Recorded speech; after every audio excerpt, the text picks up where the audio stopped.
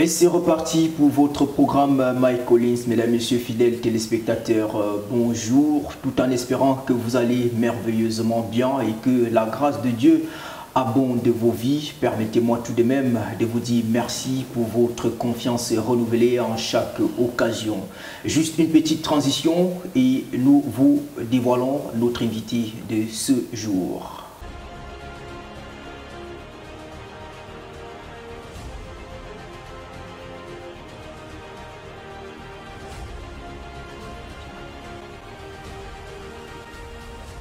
De retour sur ce plateau avec nous, le prestigieux invité qui nous a fait le privilège d'être là aujourd'hui. Il est enseignant, auteur, conférencier, coach. Il est porteur de la vision du ministère Livingstone. La liste ici est non exhaustive. L'homme de Dieu, le docteur François Tidjé est notre invité. Bonsoir docteur et bienvenue parmi nous. Merci, bonsoir à vous et bonsoir à tous les téléspectateurs. Vous allez bien? Très bien. Merci, j'espère que vous aussi. Ça n'a pas été difficile de vous retrouver à la Glory Christ Channel? Non, pas du tout. D'ailleurs, ce n'est pas la première fois. Je crois que j'ai déjà été ici 2 ou 3 fois. Ah, donc, ok, d'accord, merci. Ouais. Votre présence nous honore dans ce programme. Alors, docteur, d'emblée, ma première question est celle de savoir quelle est votre histoire dans le ministère de l'Évangile, à quand et comment votre appel et votre conversion. Wow. C'est un long parcours ça. Alors je suis né dans un tout petit village à l'ouest du Cameroun et j'ai grandi dans la stricte éducation traditionnelle avec le culte traditionnel mamiliké comme étant ma croyance. D'ailleurs, mon rêve était de devenir un sacrificateur traditionnel. J'admirais l'œuvre, ce que les ancêtres pouvaient faire et tout ce qui était dit au sujet des ancêtres. Oui. Donc j'avais une passion pour pouvoir explorer davantage cette religion traditionnelle. Et mon père étant sacrificateur traditionnel, donc il me captivait énormément. Alors, on est autour de 1995. Je suis au lycée. Et puis mon père décède. Et quand il décède, c'est la première fois que je m'arrête pour me poser des vraies questions. Je me dis, mais lui qui servait si fidèlement les ancêtres, lui qui soignait tellement de gens qui venaient le voir, mais là il est mort, on va dire, comme un chien. Maintenant, tout ce que j'avais comme assurance, comme sécurité, ça me laisse ébranler. Si lui, avec toute cette dévotion, toute cette consécration, il meurt comme ça, alors qui suis-je? Je suis peut-être en danger. Et j'ai commencé à me demander, est-ce que les ancêtres pouvaient vraiment protéger? Est-ce que les ancêtres pouvaient vraiment aider? Et en ce moment-là, je suis au lycée. Je suis au lycée Bolova. Et donc, je fais la connaissance d'un missionnaire américain, le docteur Brian Snyder, qui vient à l'église EPC comme missionnaire. Et avec lui, je vais découvrir pour la première fois le catéchisme. Le catéchisme. Et il va m'expliquer, il va utiliser un livre de catéchisme pour m'enseigner la foi chrétienne. Et chaque mois, quand il venait à Yaoundé, il revenait avec un livre de Billy Graham, je crois que c'était intitulé Message à la jeunesse que je lisais. Et donc c'est avec lui que je vais découvrir la foi chrétienne, ce qu'est la Bible et ce qui est dit à l'intérieur. Et c'est comme ça qu'en 2016, je vais être baptisé avec lui et puis je vais commencer ma marche dans la foi. À l'église EPC? À l'église, oui, EPC, parce qu'il était de l'EPC, mais bon, vu qu'on était Bolova, l'EPC faisait des cultes en Boulou, moi je ne comprenais pas Boulou, donc il m'a amené à l'église évangélique du Cameroun, où finalement j'ai été baptisé plutôt à l'église évangélique du Cameroun et j'ai fait donc mes premiers pas dans la foi chrétienne dans ce contexte-là. Et aujourd'hui, vous êtes porteur de la vision du ministère Livingstone? Oui, absolument. Quand j'arrive à l'université, je passe par le GBEC et puis je découvre Campus pour Christ et j'intègre le mouvement Campus pour Christ et là, je vais apprendre les assurances du salut. Et je vais trouver très intéressant les outils qui sont utilisés pour évangéliser, pour encadrer des personnes. Et ça va m'absorber totalement. Et je vais faire cela à fond. Ce qui fait qu'au moment où je suis en train de terminer à l'université, j'ai un seul rêve, je vais servir Dieu. Et je commence à réfléchir sur comment ça va se passer, mais je voulais non plus abandonner mon rêve d'être un ingénieur en sciences des matériaux. Donc je me disais, bon, je vais d'abord devenir ingénieur en sciences des matériaux, je me fais beaucoup d'argent, comme ça quand je viens servir Dieu, je n'ai pas besoin de demander l'argent aux gens, je finance tout, ainsi de suite. Et je me souviens, on est là autour de 2002, 2002-2003, et je suis un matin en train de prier, et j'entends la voix de l'Esprit. L'une des fois où j'ai entendu la voix aussi claire et aussi vive. Oui. Il me dit, la moisson est grande, mais il y a peu. J'ai dit peu d'ouvriers. J'entends une deuxième fois, la moisson est grande, mais il y a peu. J'ai dit peu d'ouvriers. La troisième fois, la moisson est grande, mais il y a peu. Et là, je me dis, mais attends, il y a quelque chose qu'il faut que je remarque là. Et puis j'entends peu d'argent, sous forme de point d'interrogation. J'ai dit, non, mais peu d'ouvriers. Et quand je sors de là, je me dis, ah ouais, moi je me dis qu'il faut que j'ai beaucoup d'argent pour aller faire la moisson. Or, Dieu n'a jamais dit que la moisson était peu parce qu'il y avait peu d'argent. Mais il y avait peu d'ouvriers. Oui. Dieu a besoin des ouvriers et non d'argent. Et là, j'étais en train de vouloir entrer en maîtrise. Et j'ai pris l'argent de ma pension, je suis allé au siège de Campus pour Christ, j'ai donné ça comme une semence et je leur ai dit, je vais servir Dieu. Un sacrifice oui. Au-delà de votre, comment dirais-je? Oui, de ma capacité à cette époque-là. Et puis, quelques mois après, il y avait comme du doute qui venait, est-ce que tu es sûr que c'était la bonne décision? Justement. Et puis je me dis, la moisson est grande, il y a peu d'ouvriers. Donc, est-ce que j'ai entendu une voix spectaculaire qui m'a parlé la nuit en disant, François, François, où tes souliers, car je vais t'envoyer prêcher l'évangile? Non.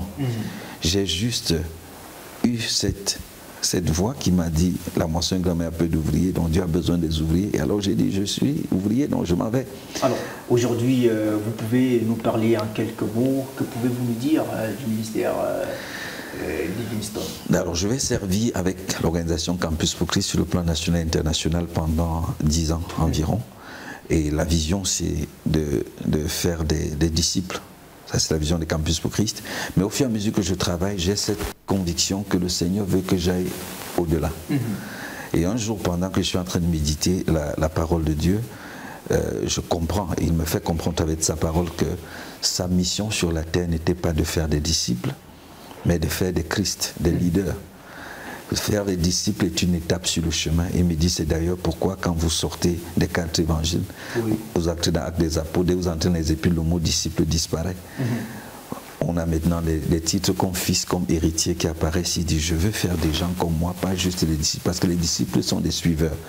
Mais les hommes faits sont des leaders. C'est pourquoi je commence à méditer et là, je me rends compte que oui, nous avons enseigné la spiritualité, nous avons enseigné à prier, à jeûner, mais la société ne semble pas être suffisamment impactée par tout ce que nous communiquons. Qu'est-ce qu'il faut de plus? L'homme n'est pas qu'esprit, il a une âme. L'âme est le siège de ses émotions, de ses pensées et de sa volonté. Mais son âme aussi, c'est là où se loge ses compétences, son mindset et tout. Il faut influencer ses compétences et son mindset. Il faut l'aider à convertir les vérités spirituelles qu'il reçoit en des vérités mentales qu'il peut traiter et transformer ça dans des réalités pratiques. C'est pourquoi la dimension maintenant du développement de l'individu, la croissance personnelle sur le plan de l'âme apparaît. Et puis, quand les gens se développent dans ces dimensions, il faut qu'ils concrétisent leur développement en résolvant, en étant des solutions aux problèmes concrets dans la société. Une manifestation visible. Une manifestation visible. C'est là l'idée de l'entrepreneuriat arrive. Et là, je fonde dans les ministères Livingstones comme pierre vivante, qui veut bâtir l'homme dans 3 dimensions, la spiritualité, la croissance personnelle et l'entrepreneuriat. Donc la vision est simple, aider chaque individu à atteindre son meilleur potentiel. Et aujourd'hui, est-ce que vous avez rencontré dans cette marche des difficultés qui vous ont peut-être freiné ou je ne sais pas? Voilà, c'est généralement une question difficile parce que la difficulté faisant partie de la promesse que le Seigneur fait pour ceux qui vont le servir, ça c'est évident qu'on va rencontrer. Mais je crois que le défi est souvent dans l'attitude qu'on a vis-à-vis de la difficulté. Et très tôt, et surtout avec l'encadrement que j'ai reçu et au GBEC et à Campus pour Christ, j'ai appris à voir la difficulté comme une opportunité. Donc je ne dirais pas qu'il y a quelque chose qui m'a tellement secoué, au point où j'ai eu l'impression que non.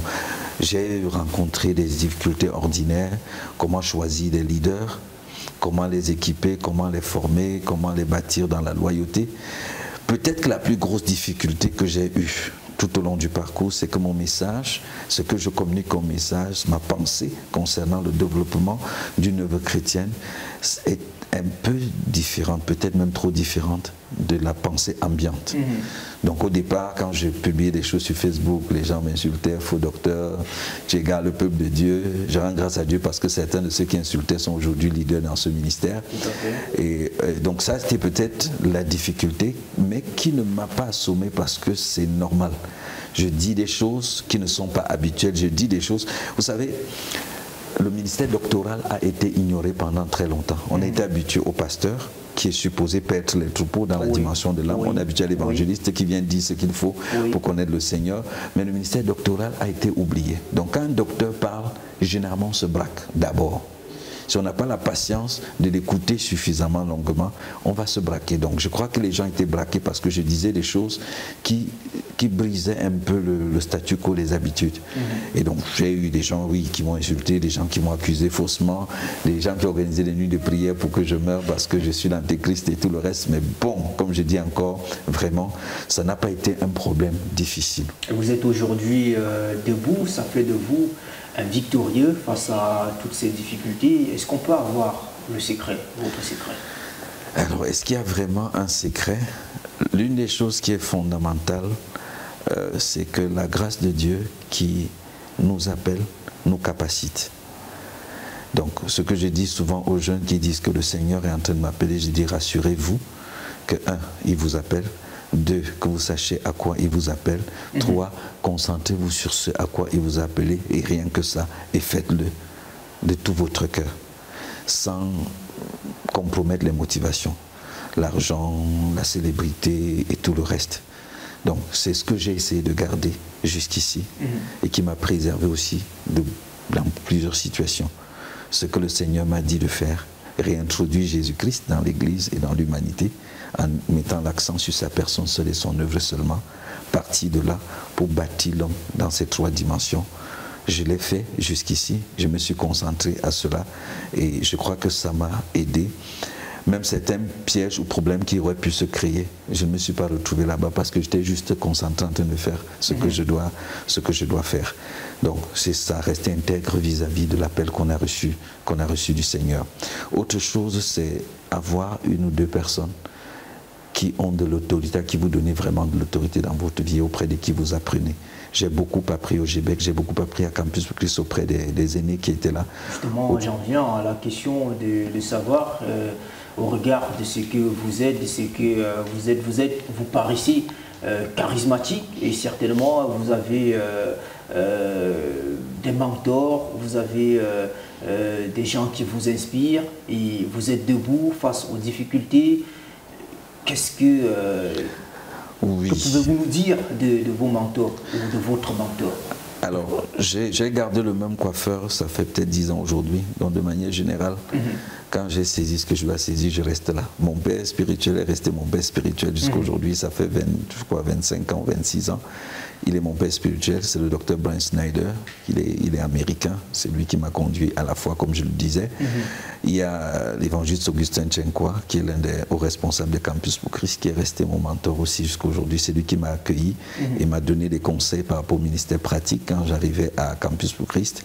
Et maintenant, il y a d'autres ministres de Dieu dans le monde, comme l'un de ceux qui m'a le plus impacté, c'est le révérend Chris Oyakilome, par son message. Ça, c'est celui que j'ai écouté.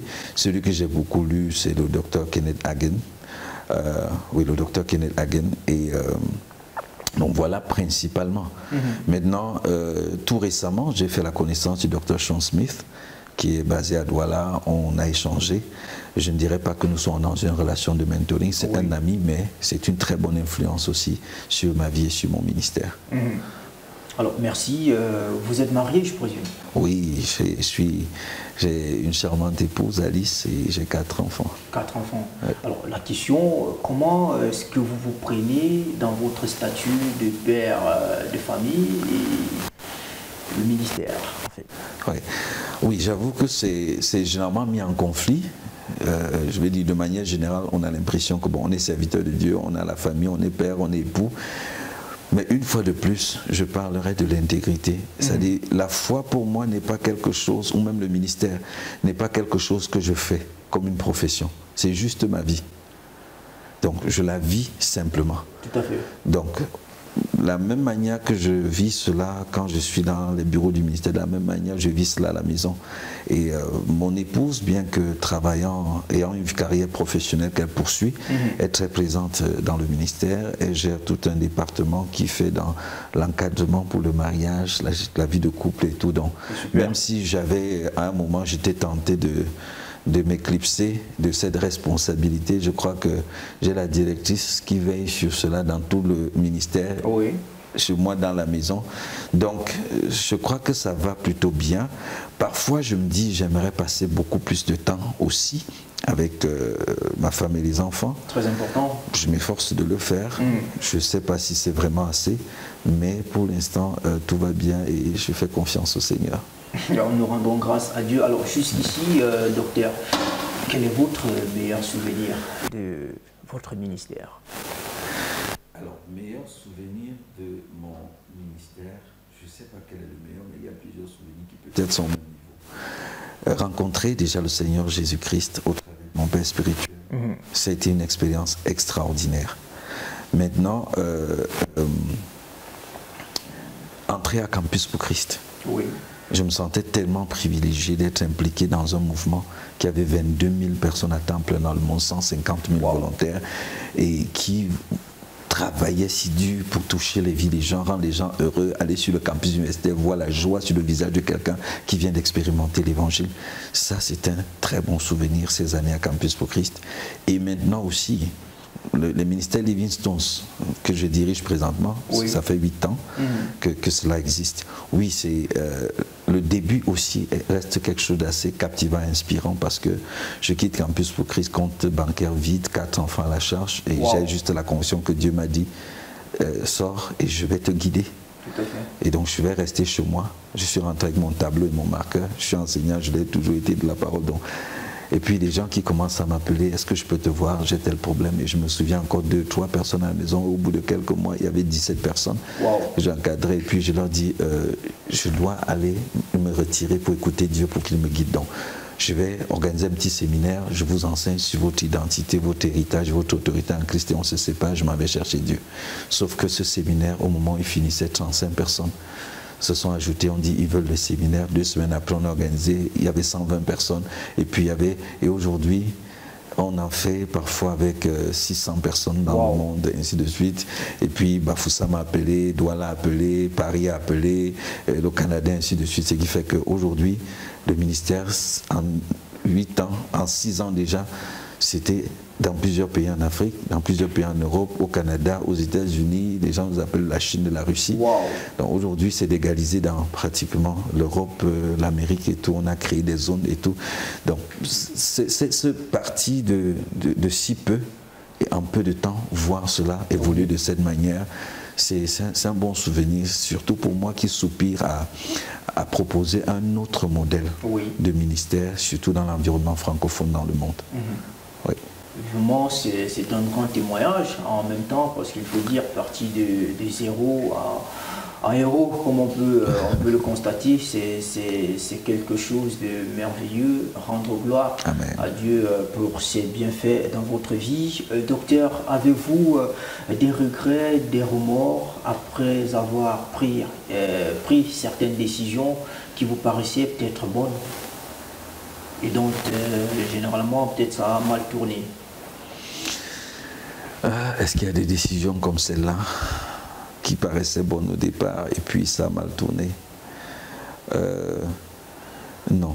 Je ne suis pas du genre à me précipiter pour prendre une décision et réfléchir après. Par contre, il y a des moments où j'aurais dû prendre des décisions plus tôt et j'ai traîné. Comme par exemple le moment où il fallait que je quitte Campus parce que je crois que c'était ma zone de confort.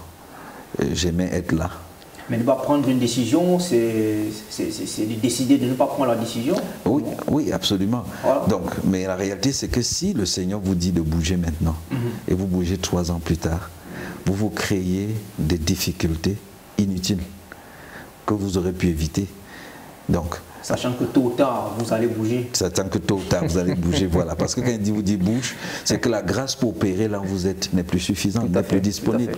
Alors le temps que vous restez, c'est par la chair. Et par la chair, vous pouvez finir par détruire ou compromettre peut-être vos témoignages, ainsi de suite. Donc oui, je crois que j'ai beaucoup hésité quand il fallait bouger de Campus pour Christ parce que j'étais le représentant dans le littoral. Je faisais des salles chaque semaine lors des enseignements. Et voilà, bouger, c'était compliqué. Donc j'ai bougé d'abord de là pour venir au bureau national pour coordonner tous les ministères universitaires.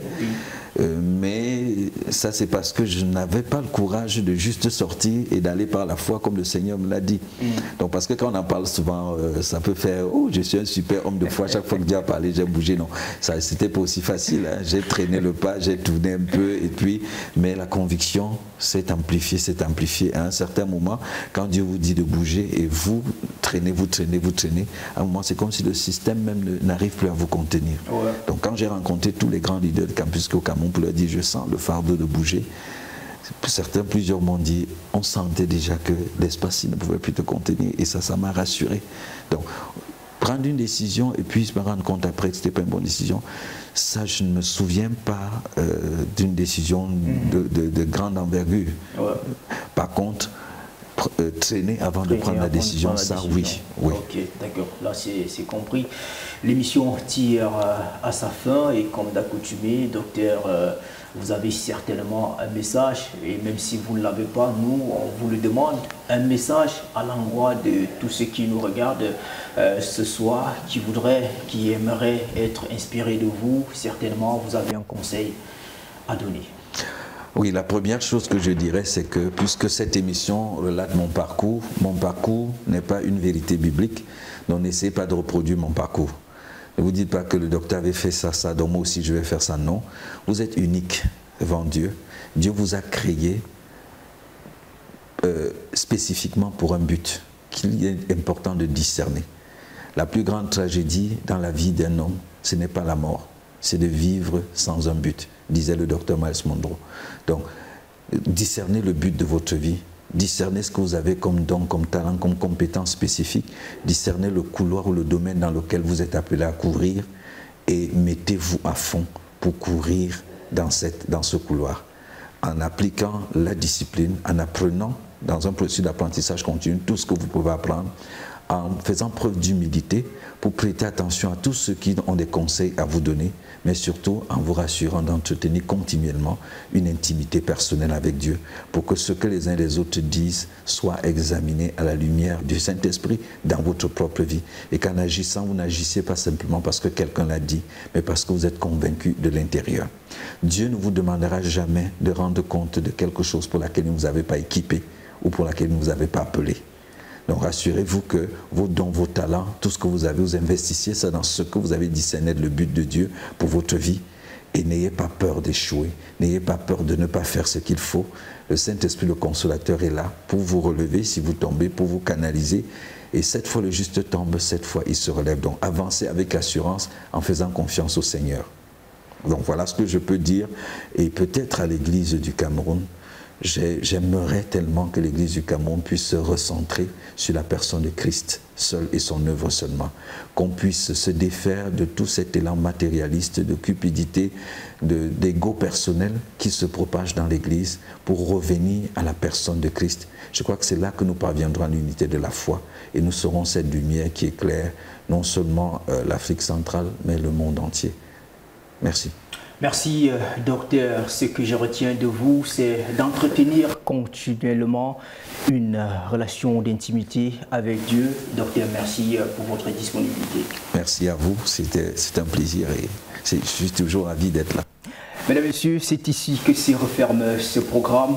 On se donne rendez-vous, bien évidemment, pour la prochaine édition. D'ici à là, portez-vous bien. Que Dieu nous garde et que Dieu nous bénisse. Bye bye.